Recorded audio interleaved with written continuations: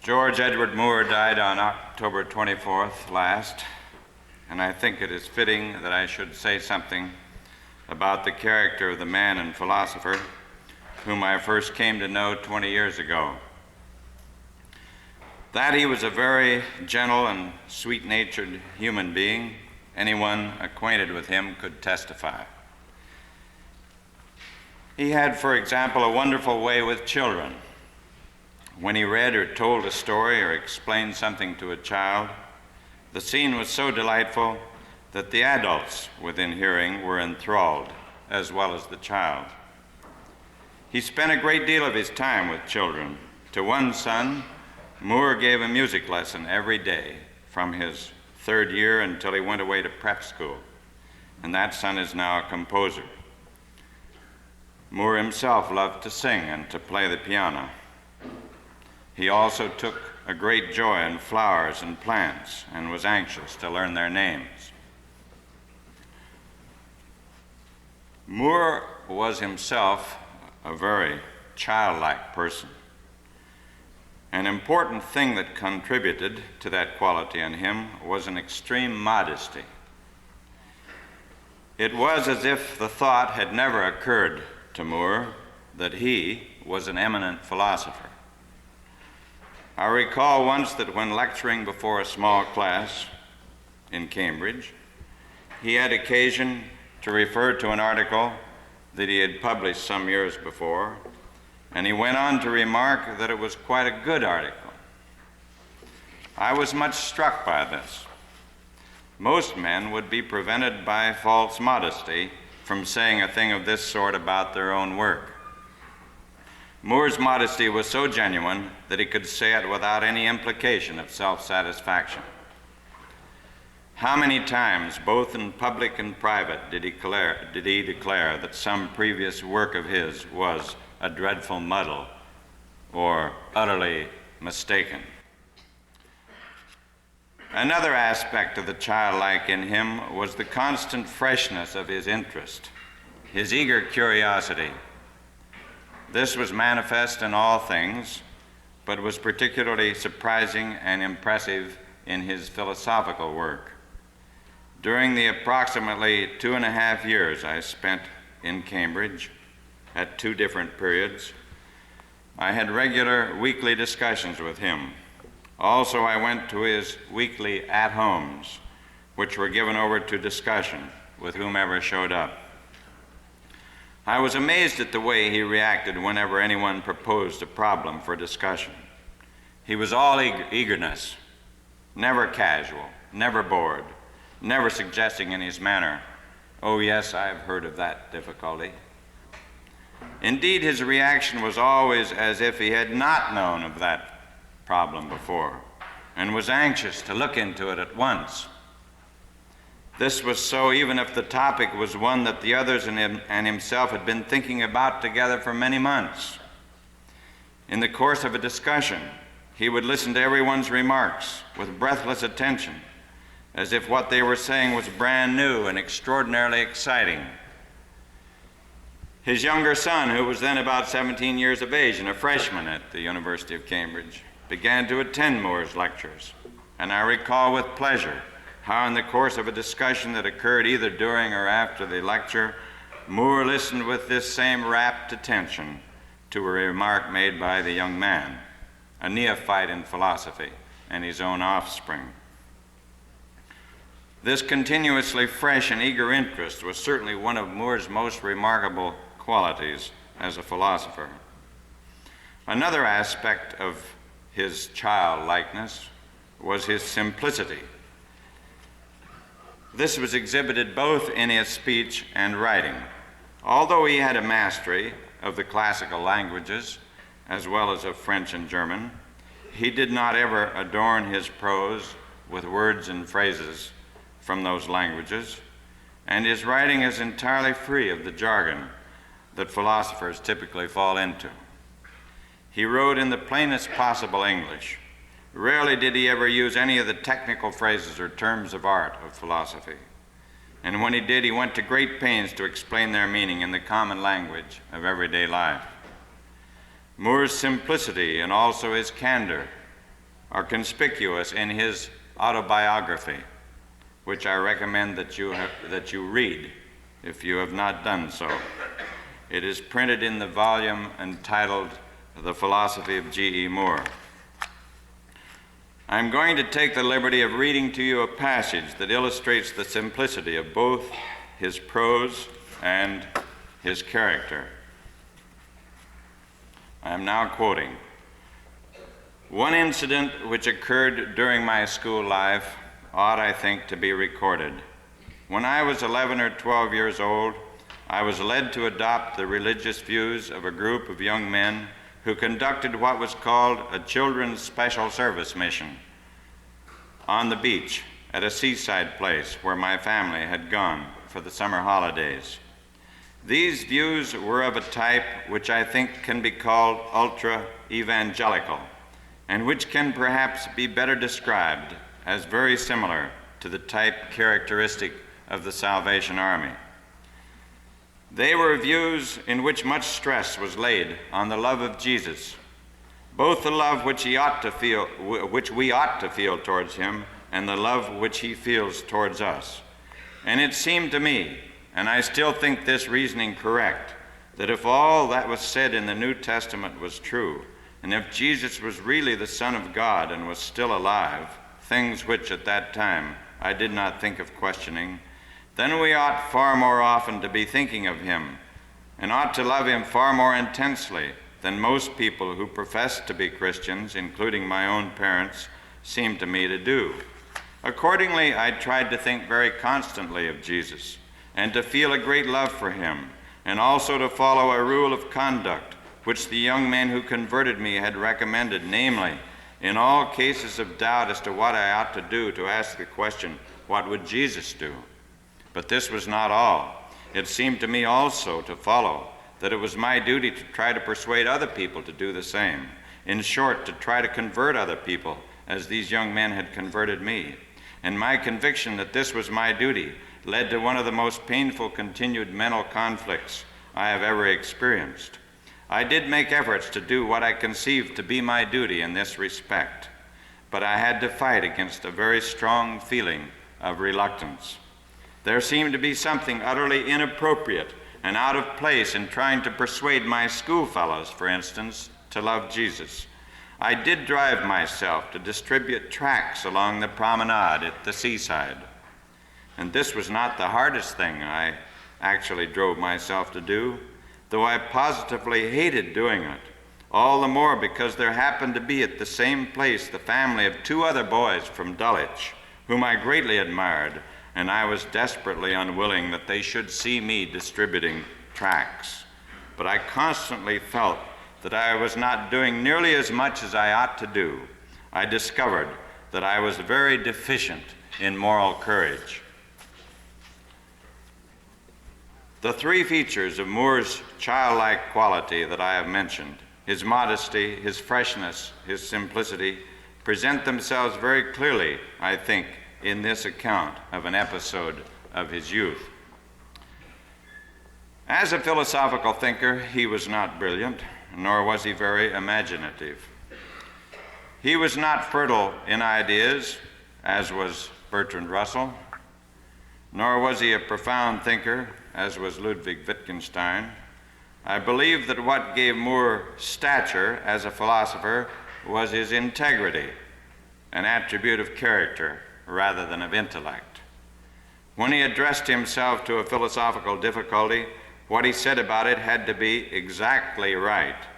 Philosophical problems vexed and disturbed him, but it was impossible for him to get one of them out of the way by suppressing or ignoring some feature of it that he did not know how to deal with. Moore once wrote a paper on certain problems about memory, and this was to be included in a volume of essays that he had been urged to publish. But there was one thing in the paper on memory that he felt he had not got right, and so the publication of that volume had to be postponed.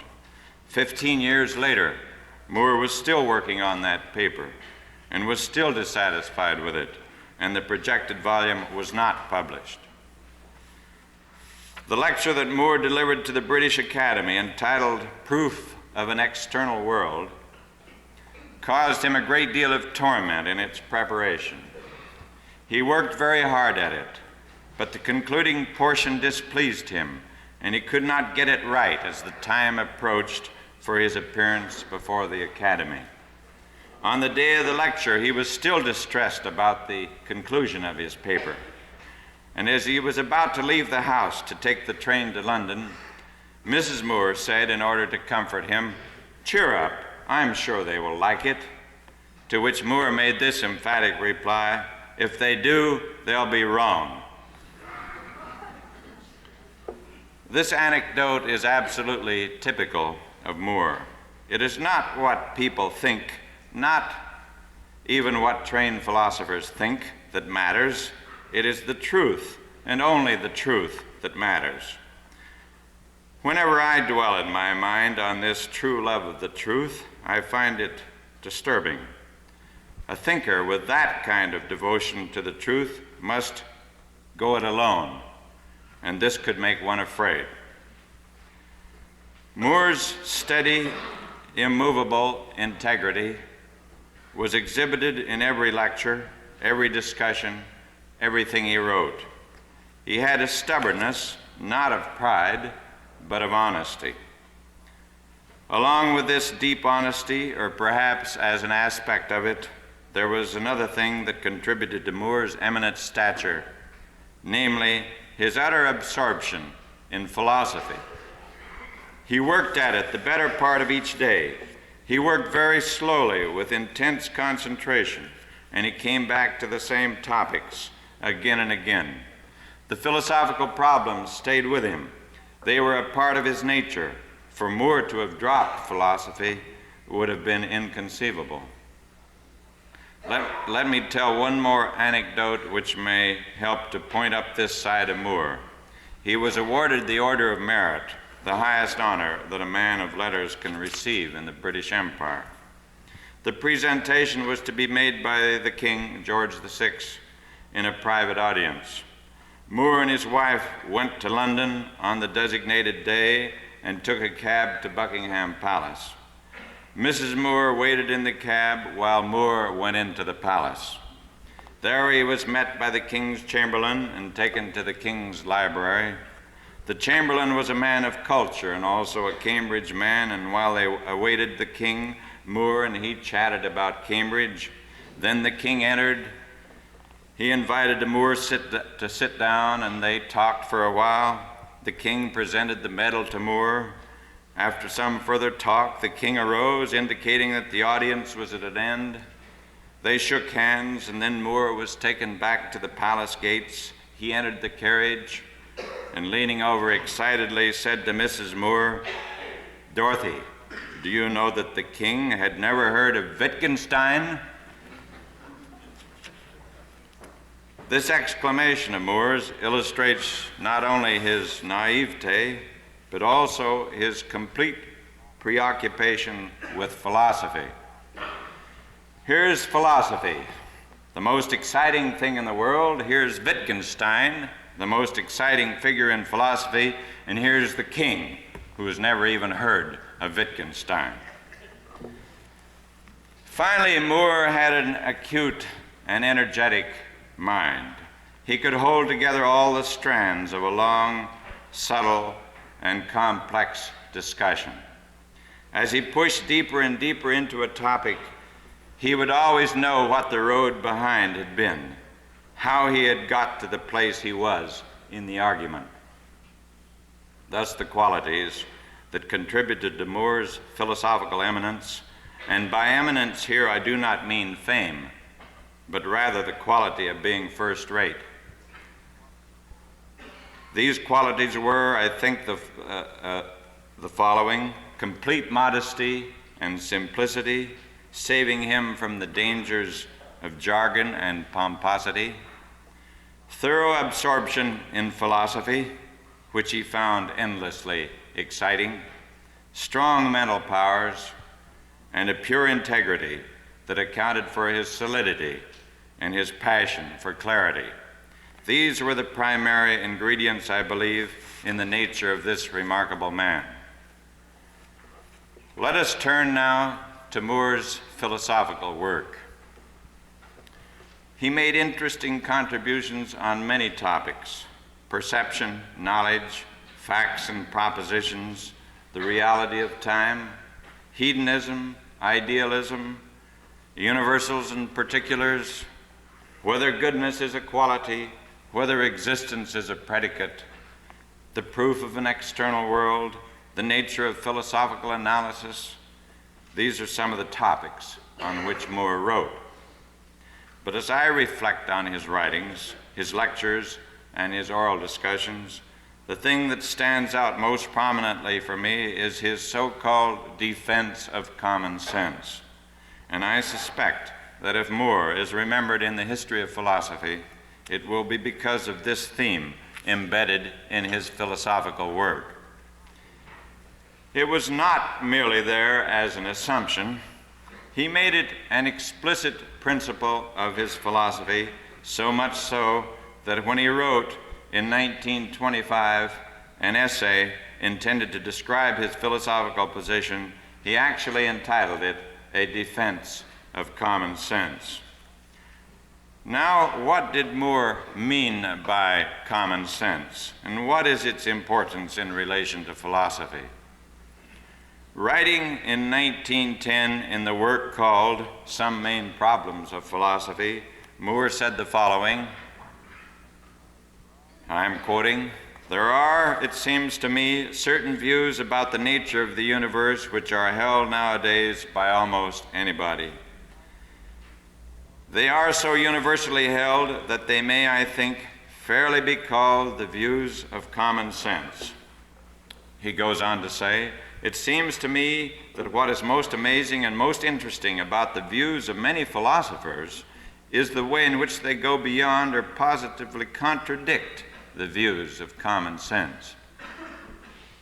He proceeds to mention some of these views of common sense. For example, I'm quoting, "We certainly believe that there are in the universe enormous numbers of material objects of one kind or another. We know, for instance, that there are upon the surface of the earth, besides our own bodies, the bodies of millions of other men.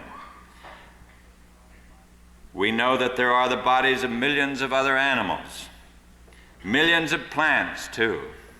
And besides all these, an even greater number of inanimate objects, mountains and all the stones upon them, grains of sand, different sorts of minerals and soils, all the drops of water in rivers and in the sea, and moreover, ever so many different objects manufactured by men, houses and chairs and tables and railway engines and so forth and so forth. All this we now believe about the material universe," he says. "It is surely common sense to believe it all." Some of these common sense views have changed, he says. For example, there was a time when there were not nearly so many men on the earth, and those who were on the earth did not believe that there were nearly so many men as we do. They believed, too, that the heavenly bodies were small compared to the earth, whereas we have discovered that they were wrong. But so far as we know, he says, men have always believed in the existence of a great many material objects. Another common sense belief is this. I quote, "We believe that we men, besides having bodies, also have minds. Whereas, in contrast, we are sure that chairs and tables and houses and mountains and stones do not really see or hear or feel or think or perform any other mental acts. We are sure that they are not conscious." He says, "We believe with the utmost certainty that material objects can and do continue to exist even when we are not conscious of them. We believe," he says, "that material objects are in space, and that material objects and acts of consciousness are in time." And another belief of common sense is that we know all of these things that have been mentioned. In his essay, A Defense of Common Sense, 15 years later, Moore put down another list of common sense beliefs. Among the sentences on his list are the following: I am a human being. There exists at present a living human body, which is my body. This body was born at a certain time in the past and has existed continuously ever since. He declares that each of us knows these things to be true of himself, and that it would be the height of absurdity for any philosopher to speak with contempt of these common sense beliefs. It might be useful to stop for a moment to examine this phrase, common sense. To me, it sounds odd to speak of a common sense belief or a common sense view, whereas the phrases common belief and common knowledge are quite familiar. It is, for example, a common belief that colds can be transmitted from one person to another. We should call this a common belief or even common knowledge, but I doubt that we should call it a common sense belief or a common sense view. How do we actually use this expression, common sense? I can imagine one person saying to another, if you want so very much to enter the civil service, then it is just common sense that you have to start preparing yourself for the examination. It is common sense means here, it is the obvious practical conclusion. I am inclined to think that this is how we commonly use the phrase common sense. Something falls under that heading if it is an obvious conclusion from information at hand. The information would be of a sort that was useful in daily life, and the conclusion would be a practical conclusion. In this common use of common sense has nothing to do with views about the universe, nor with the so-called belief that there are enormous numbers of material objects in the world. We say of one person that he is lacking in common sense, and of another that he has lots of common sense. What this means is that the former has a tendency to fail to draw the correct conclusion in a practical matter when the correct conclusion is obvious, and that the latter usually draws correct practical conclusions in circumstances where there are temptations or inducements to draw incorrect ones. In general, the expression, he is lacking in common sense, means he is lacking in good judgment. Thomas Reid, the 18th century Scotsman, who, like Moore, made an appeal to common sense a foundation of his philosophical work, connected common sense quite explicitly with good judgment. He says, I quote, "A man of sense is a man of judgment. Good sense is good judgment. Nonsense is what is evidently contrary to right judgment. Common sense is that degree of judgment which is common to men with whom we can converse and transact business." End of quotation. Suppose that a mother has a daughter 16 years of age who takes singing lessons and is said by her teacher and others to have a pretty voice. Suppose this lady tries to persuade her husband to sell his prosperous business in the small town where they live and move to New York City so that their daughter may study in a famous school of music. Her idea is that after 6 months of training, during which time they will live on savings, their daughter will become an opera and concert singer and support them for the rest of their lives. This mother's idea could be said on a number of accounts to be extravagant, fantastic, unrealistic, absurd, and it could also be said to show a complete lack of common sense. Her husband, in arguing against this proposal and pointing out various objections, would be exhibiting common sense. He could be said to take a common sense view of his daughter's vocal talent. This is a down-to-earth example of the actual use of the expression, a common sense view. Whereas, to say that it is a common sense view that there are an enormous number of material objects in the universe is to violate the ordinary use of the expression common sense. It is not a matter of common sense at all. Common sense has nothing to do with it. The expression common sense is not used that way. I think I see, however, why Moore and Reid were led to apply the expression common sense to philosophy. Common sense, in ordinary parlance, is contrasted with extravagant, fantastic, or absurd proposals, opinions, and conclusions. Of course, common sense, in ordinary parlance, has to do only with practical, non-philosophical matters and judgments.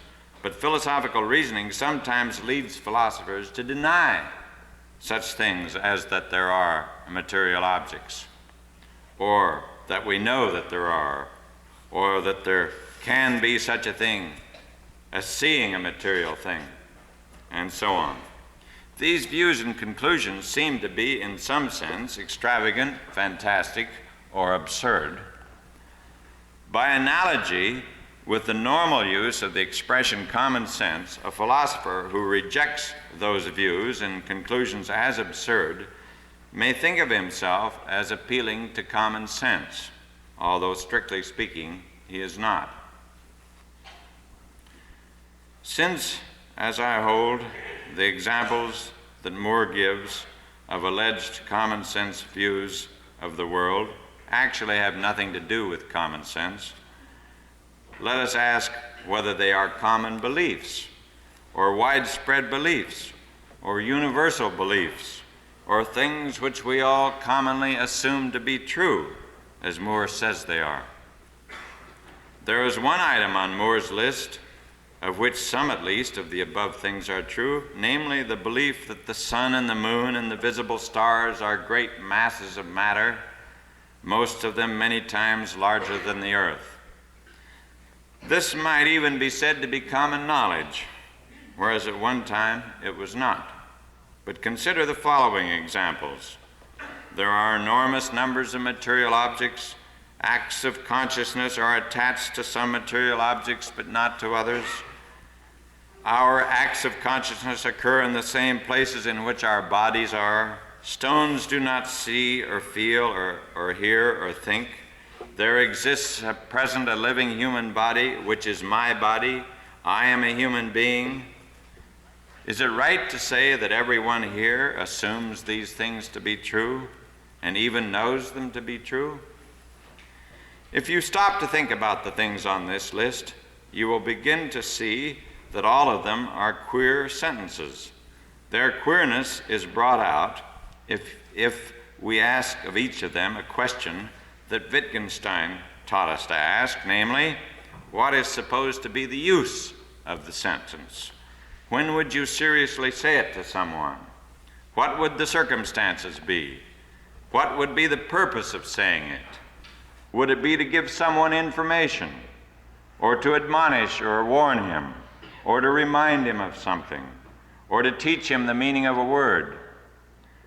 Let us try out this kind of inquiry with the sentence, I am a human being, which is one of the items on Moore's list.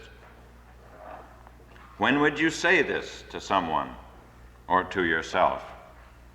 If you think about it a bit, certain ways in which this sentence might be used will occur to you. The first example that I think of is this. A wife who was reproaching her husband for being tyrannical or inconsiderate might say, after all, I am a human being. And this would roughly mean, you ought to show me more consideration. Second example, suppose a friend tried to persuade me to take a job that would require a great deal of gentleness, tact, and fairness. I might say to him, well, I'm a human being, meaning roughly that I am often unfair, unkind, and lacking in tact. Third example, suppose we lived in a region where there were beings who looked like bears, but who talked our language, so that if you heard someone talking in the next room, often you could not tell whether it was a human being or a bear. If I were to knock on someone's door, he might ask me through the door, are you a bear? And I could reply, no, I am a human being. Fourth example, a child might ask me, what is a human being? And I could reply, I am a human being, you are a human being, the cat there is not a human being, the baby is a human being, the dog is not. Here I should be trying to teach him by examples to understand the expression, human being. I have given 4 cases of circumstances in which you could seriously say the sentence, I am a human being. And if we tried, we might think of still other cases. Now, when Moore said of himself, I am a human being, in which of these circumstances was he using the sentence? In none of them, of course. Did he believe that someone somewhere supposed he might be a bear? And was he trying to remove that person's doubt? Of course not. Was he trying to teach someone to understand the expression human being? No. There is an inclination to say that if one of us stood up and uttered the sentence, I am a human being, he would be stating an obvious fact. But I think there is something wrong with this. I should not know whether he was stating an obvious fact until I knew how he was using the sentence, to what question he was addressing himself, or what doubt he was trying to remove. I do not believe I am being overly sophisticated here. If someone here should get up and say, I am a human being, I should be at a loss as to what he was doing. I should not be inclined to say that he was stating an obvious fact. If he were trying, for example, to offer that sentence as an illustration of a sentence that expresses an induction from experience, say, then instead of his having stated an obvious fact, I should think that what he said was false. I am not holding, of course, that the sentence, I am a human being, is meaningless. On the contrary, it is a sentence for which we can, without too much effort, imagine various contexts of use. But if I hear or see that sentence said or written by someone, and it is not clear to me what the context of its use is, then it is not clear to me what he meant by saying it on that occasion. It is no good to reply, why, it just means I am a human being, for that is merely to repeat the sentence without explaining its use one whit. Therefore, when Moore says he is a human being and that he knows he is, I do not wish to deny what he says, nor to agree with it. The truth is that I am not clear as to what he's talking about. In what use of the sentence, I am a human being, is Moore saying that he is a human being? He has not told us a thing about that. It would be sensible to assume that he is addressing himself to philosophers, and that his uttering this sentence is relevant to some philosophical contention. But it is not clear to me what philosophical assertion it is to which his remark is supposed to be relevant. Has some philosopher maintained something which implies that Moore is not a human being? I must say that I do not know what philosophical thesis he has in mind, nor do I understand how it could have been a criticism of a philosophical thesis for him to have said, I am a human being.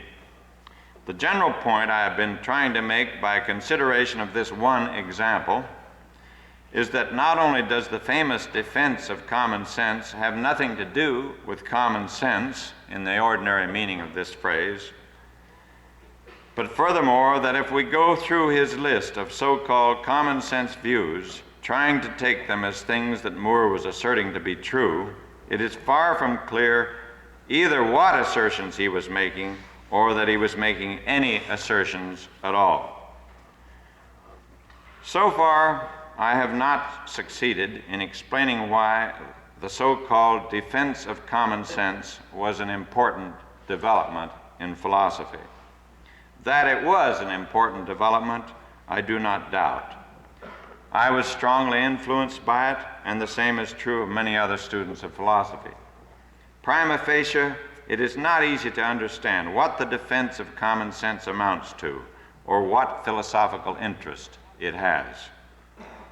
Of what possible interest could it be to remind us that it is a universal or widespread belief that the sun is many times larger than the earth? None at all that I can see. Moore's list of so-called common sense views is an odd assortment. Some of the items in it, like the one just mentioned, are genuine common beliefs, but they have no apparent philosophical relevance. Some, like I am a human being, cannot be said to express common beliefs, nor can one see that they have any philosophical interest.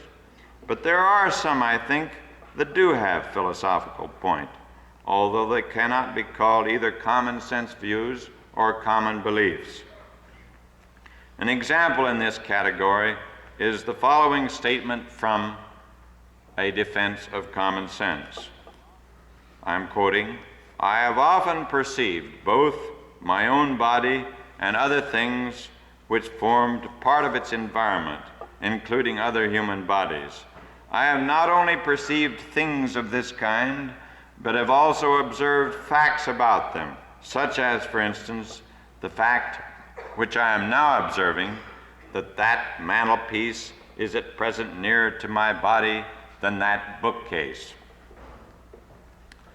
End of quotation. When you consider that some philosophers have denied that it is possible for a person to perceive a material object, you can see that this statement of Moore's may have some philosophical relevance. In another work, Moore discusses what he calls judgments of perception, and his examples are seeing an inkstand, a door, or a finger. He makes this remark, I'm quoting, "Some people may no doubt think that it is very unphilosophical in me to say that we ever can perceive such things as these, as a door, an inkstand, or a finger. But it seems to me that we do, in ordinary life, constantly talk of seeing such things, and that when we do, we are neither using language incorrectly nor making any mistake about the facts, supposing something to occur which never does in fact occur. The truth seems to me to be that we are using the term perceive in a way which is both perfectly correct and expresses a kind of thing which constantly does occur.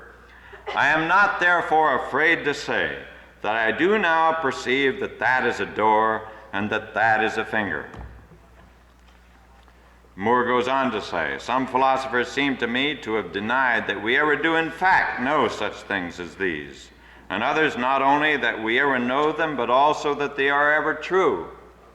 And if in fact I never do know such a thing, or if it is never true, it will of course follow that I never perceive such a thing, since I certainly cannot, in this sense, perceive anything whatever, unless I both know it and it is true. But it seems to me a sufficient refutation of such views as these simply to point to cases in which we do know such things. This, after all, you know, really is a finger. There's no doubt about it. I know it, and you all know it. And I think we may safely challenge any philosopher to bring forward any argument in favor either of the proposition that we do not know it, or of the proposition that it is not true, which does not at some point rest upon some premise which is beyond comparison less certain than is the proposition which it is designed to attack." In still another work, Moore was commenting on a feature of David Hume's philosophy, which has the consequence that no person can ever know of the existence of any material thing. He makes the following remark, I'm quoting, "If Hume's principles are true, then I have admitted I do not now know that this pencil, the material object, exists. If therefore I am to prove that I do know that this pencil exists, I must prove somehow that Hume's principles, one or both of them, are not true. In what sort of way, by what sort of argument can I prove this? It seems to me that in fact there really is no stronger and better argument than the following. I do know that this pencil exists. I could not know this if Hume's principles were true. Therefore, Hume's principles, one or both of them, are false. I think this argument really is as strong and good a one as any that could be used, and I think it really is conclusive. End of quotation. Here there appears to be some sort of issue joined between Moore and some other philosophers.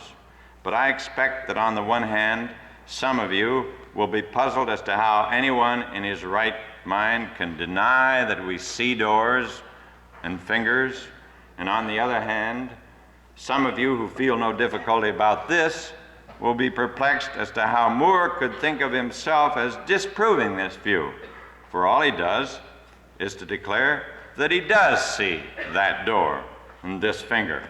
So he appears to be begging the question. I should like to say something on both of these points. With regard to the first point, namely, how anyone in his right mind can deny that we see doors and fingers. Anyone who begins to study problems in the philosophy of perception will soon come upon a number of arguments which appear to prove that it is impossible to see a material thing. For example, Professor H.A. Pritchard, who held a chair at Oxford and wrote and lectured from about 1910 to 1940, produced various arguments to prove that it is impossible to see material things and also that it is impossible to hear sounds. Pritchard believed these arguments, and I expect he had many followers. Speaking of the view that we do see such things as chairs, tables, and boats going downstream, he remarked, I quote, "It need hardly be said that this view, much as we should all like to be able to vindicate it, will not stand examination," unquote. He said that the consideration of any so-called illusion of sight is enough to destroy this view. I shall not try to give a detailed account of how he thought that the occurrence of illusions of sight proves that we do not see material things, but the gist of the argument is something like this. If you are to see a material thing, then the experience or the fact of seeing must include the thing seen, and the thing must appear as it actually is, so that the experience or fact of seeing a thing could not occur if the thing in question were not present or if it appeared other than it is. You should be able to tell from the mere experience whether a certain body is present and what its actual relation to the surrounding bodies is. But the occurrence of visual illusions shows this is not so. Since there is no intrinsic difference between the experiences that we ordinarily call seeing a body or a material thing and the illusory visual experiences, therefore the former are no more examples of seeing bodies than are the latter. No one doubts, says Pritchard, that in certain cases we have or are under an illusion. And all I have been doing is to contend that all so-called seeing involves an illusion, just as much as that so-called seeing which everyone admits to involve an illusion. The argument is undoubtedly obscure, and I cannot take the time to make it less so, but I will say that it has force and is extremely puzzling. And it is only one of a number of plausible and persuasive arguments that Pritchard and others have used to prove, to the satisfaction of many philosophers, that we do not see material things, but that what we really see are sensations or sense data. Those arguments and that conclusion have actually dominated the philosophy of perception for centuries. I think it's important for you to realize this, that these arguments and those conclusions have actually dominated the philosophy of perception for several hundred years. Now, if you take Moore's remark, I am not afraid to say that I do now perceive that is a door and that is a finger, and place it against the background of this history of philosophy, you will realize that it was indeed a bold assertion.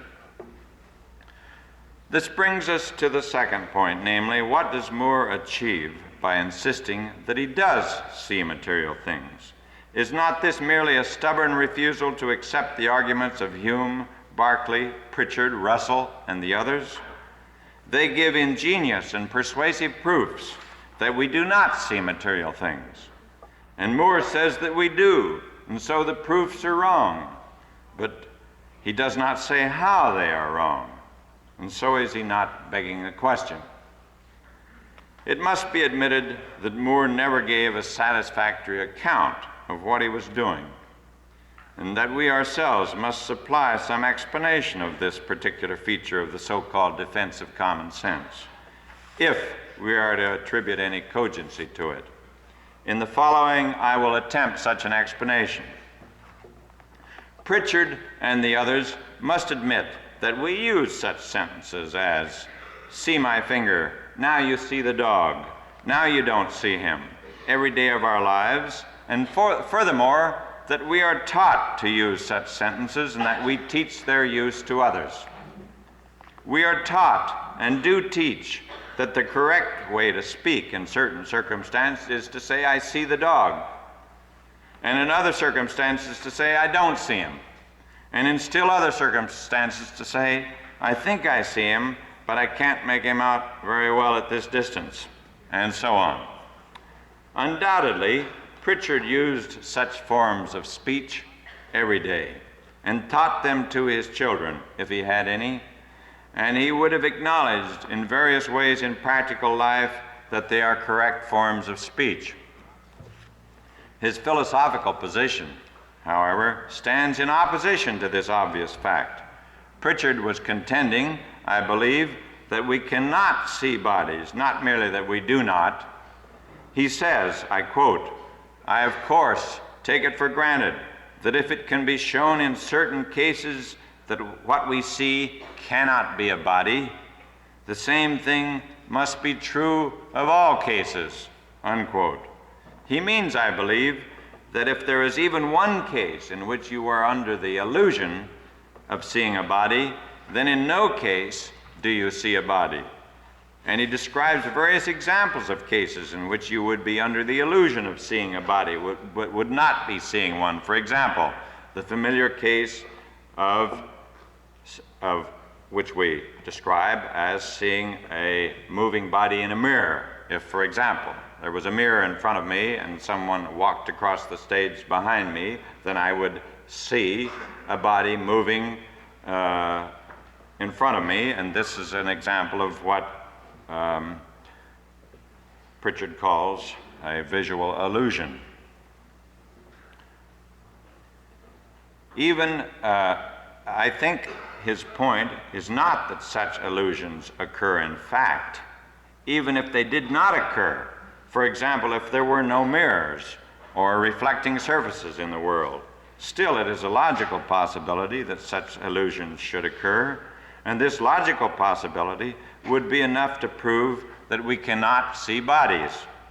He says, I quote, "A body, if it be really seen and seen along with other bodies, can only present to us just that appearance which its relations to the other bodies really require," unquote. Since it is logically possible that a body should present an appearance different from what its relations to the other bodies really require, it is logically impossible that we should see bodies. To put it the other way around, he holds that if it were logically possible for us to see bodies, then it would be logically impossible for visual illusion to occur. The actual occurrence of illusions is not necessary for his position, but the mere possibility of illusions. Now, since it is an a priori truth that visual illusions are possible, Pritchard must be holding that it is an a priori truth that we cannot see bodies.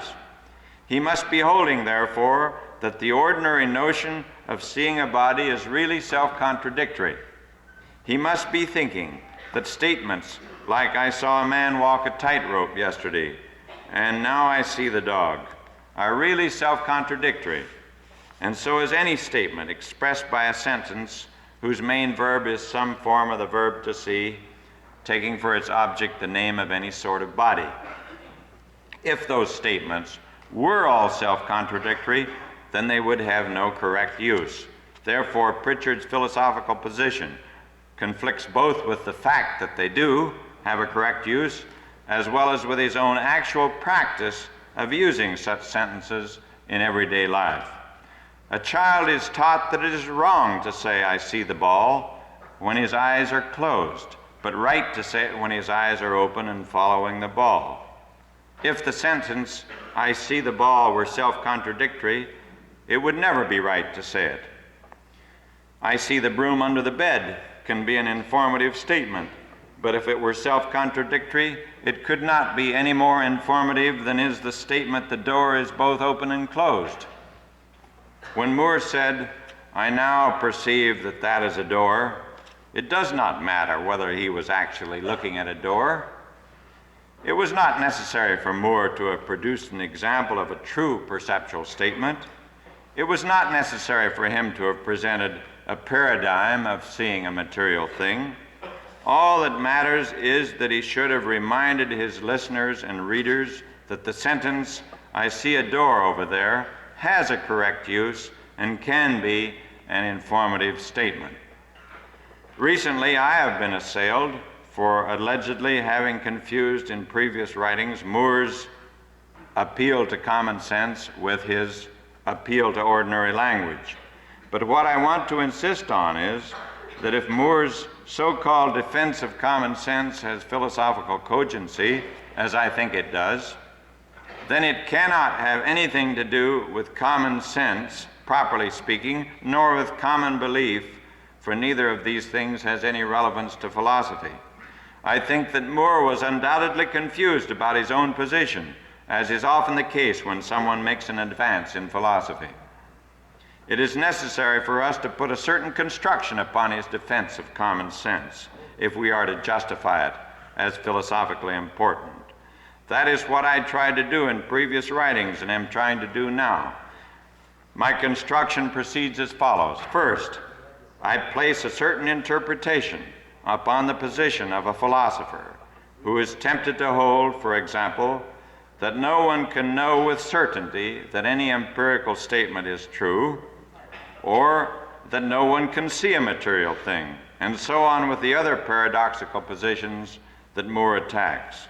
My interpretation is that the philosopher who maintains such a position must be holding that whenever any person says that he knows some empirical proposition with certainty, or says that he sees some material thing, and so on, this person must be making a self-contradictory assertion. The philosopher must be holding that it is logically impossible for any such assertion to be true, since he could hardly suppose that he had factual grounds for holding that every time such an assertion is made, it is false. The interpretation that I place upon Moore's reply to such a philosophical position, his misnamed defense of common sense, is that it is a vigorous reminder that we do have a use in ordinary life for sentences like, "It is known with certainty that he drowned in the lake," and "I see the broom under the bed." As Moore says, when we talk in these ways in ordinary life, we are not using language incorrectly. But if such sentences were self-contradictory, they could not have a correct use. Therefore, the philosophical positions that Moore opposes are seen to be false. We can see that they are false in advance of an examination of the arguments that are adduced in support of them. We can know, for example, that something is wrong with Pritchard's reasoning even before we look at it.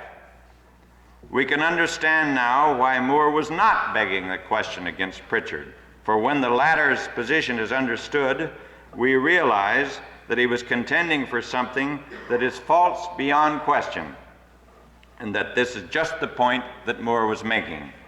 Moore was not begging a question against Pritchard because his point was that the fact that certain sentences have a correct use was not open to question. I wish to say that Moore's misnamed defense of common sense was a philosophical step of first importance. When properly understood, its effect on one is to alter one's conception of the nature of philosophy and thereby to change one's philosophical practice. I will try to explain this. Obviously, Pritchard looked at what he was doing in an entirely different way than he would have had he seen the soundness of Moore's position. He would have realized that he, Pritchard, could not possibly prove that it is impossible to see bodies. And therefore, he would have looked at his arguments in an entirely different way than he did. It might still have been the case that he could detect nothing wrong in those arguments, but he would have known that something is wrong with them. Therefore, he would have realized that he was in a muddle. And so his attitude towards his own philosophical work would have been entirely different. Wittgenstein says in the Philosophical Investigations, "A philosophical problem has the form, I don't know my way about." That is, I'm confused, I'm in a muddle. But I believe that a philosophical problem can have this form, for one, only if one sees the soundness of Moore's defense. That is, although one is tempted to hold that certain expressions cannot have a correct use, yet one must at the same time realize that of course they do have a correct use. Then one knows that one is in a muddle. I am sure that Pritchard did not have that attitude towards this view of his about seeing. If he had, he would have said to himself, "Here I am, inclined to hold something quite absurd, namely, that we cannot see bodies. Where in my thinking do I go wrong?" Instead, he said that the common view that we see bodies will not stand examination. He really thought that our ordinary language of perception needs to be corrected. Wittgenstein says, "Philosophy may in no way interfere with the actual use of language. It can in the end only describe it," unquote. This is an utterly different conception of philosophy than Pritchard had. He thought that philosophy could interfere with the actual use of language. To think of philosophy in the way Pritchard did is enormously different from thinking of a philosophical problem as a confusion. Philosophy has a different feel in the two conceptions, and the actual steps one will take in conducting one's philosophical inquiry will be different. I believe that in order to grasp Wittgenstein's idea that a philosophical problem is essentially a confusion, a muddle in one's thinking, and that philosophical work cannot interfere with the actual use of language, but must leave everything as it is. That is, leave our actual use of language as it is, not leave everything in philosophy as it is. In order to grasp this idea, one must understand what was right in Moore's defense of common sense. And I think, therefore, that Moore's defense was an advance in philosophy because it brought us nearer to a true understanding of philosophy itself.